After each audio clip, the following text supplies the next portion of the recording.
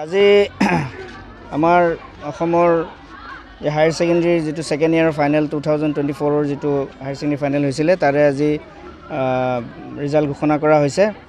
সমগ্ৰ অসমতে প্ৰায় 90% ছাত্ৰ ছাত্ৰী উত্তীৰ্ণ হৈছে। সমান্তৰালভাৱে আমাৰ কটকগুৰি কনিষ্ঠ মহাবিদ্যালয়ৰ যিটো এক্সাম চেণ্টাৰ আছিলে, আমাৰ এক্সাম চেণ্টাৰেতো এবাউট 99% আমাৰ ছাত্ৰ ছাত্ৰী উত্তীৰ্ণ হৈছে। আমাৰ ছাত্ৰ ছাত্ৰীসকলৰ লগতে আমাৰ মহাবিদ্যালয়ৰ অধ্যক্ষ প্ৰমুখ্য প্ৰবক্তাবৃন্দ আমি যথেষ্ট উৎফুল্লিত হৈছোঁ। আমাৰ টোটেল ছাত্ৰ ছাত্ৰী আমাৰ পৰীক্ষাত অৱতীৰ্ণ হৈছিলে 138 গৰাকী, তাৰ ভিতৰত উত্তীৰ্ণ হৈছে 136 গৰাকী। প্ৰথম বিভাগত আমাৰ 22 জনে উত্তীৰ্ণ হৈছে, দ্বিতীয় বিভাগত 83 আৰু থাৰ্ডত 30 গৰাকী। ষ্টাৰ পোৱা এগৰাকী আছে, মেপচিনা বেগম ষ্টাৰ পাইছে। ছাবজেক্টটো কি আছিল?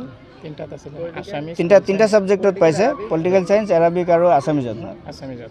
গতিকে তুলনামূলকভাৱে আমাৰ পূৰ্বৰ যিবোৰ ৰিজাল্ট আছিলে তাতকৈ যথেষ্ট ভাল হৈছে, যথেষ্ট বৃদ্ধি হৈছে।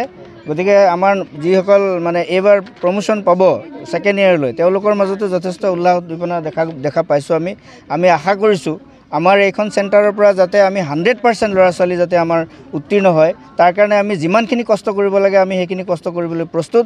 বিশেষকৈ আমাৰ কনিষ্ঠ মহাবিদ্যালয়ৰ যিসকল শিক্ষকসকল আছে, এওঁলোকে যৎপৰোনাস্তি চেষ্টা কৰে ছাত্ৰ ছাত্ৰীসকলক পাঠদানৰ ক্ষেত্ৰত।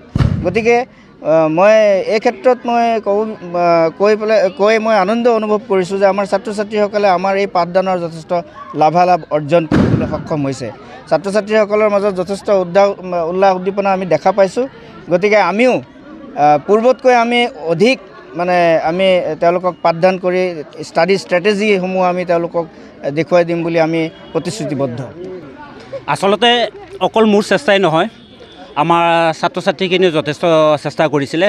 চেষ্টাৰ ফলত আমি এটা ভাল ৰিজাল্ট পাবলৈ সক্ষম হৈছোঁ। 12 জনে পাইছে। 98.19% আমাৰ ৰিজাল্ট হৈছে। আমাৰ ভালেই এটা ষ্টুডেণ্টে ষ্টাৰ পাইছে, 22টাই ফাৰ্ষ্ট ডিভিজন পাইছে। লেটাৰ আছে বিভিন্ন ছাবজেক্টত লেটাৰ মাৰ্ক সহ ফাৰ্ষ্ট ডিভিজন পাইছে, ছেকেণ্ড ডিভিজন 83টাই পাইছে, বাকীখিনি থাৰ্ড ডিভিজন পাইছে। আমি সুখী আমাৰ ৰিজাল্টত। মেপচিনা বেগম